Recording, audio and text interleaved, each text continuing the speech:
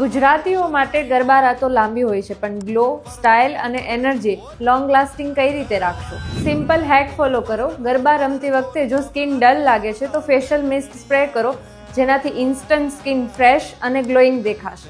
ગરબા રમ્યા પછી એનર્જી લો લાગે છે તો ફાસ્ટ ફૂડ ભૂલી જાઓ.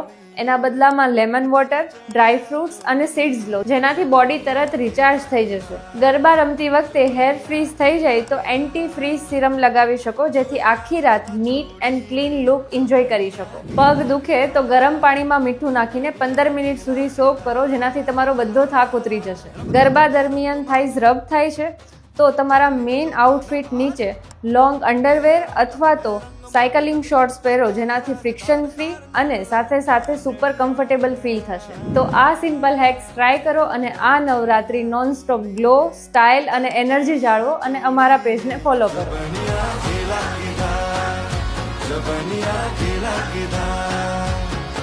जो इलाज बता छोड़ी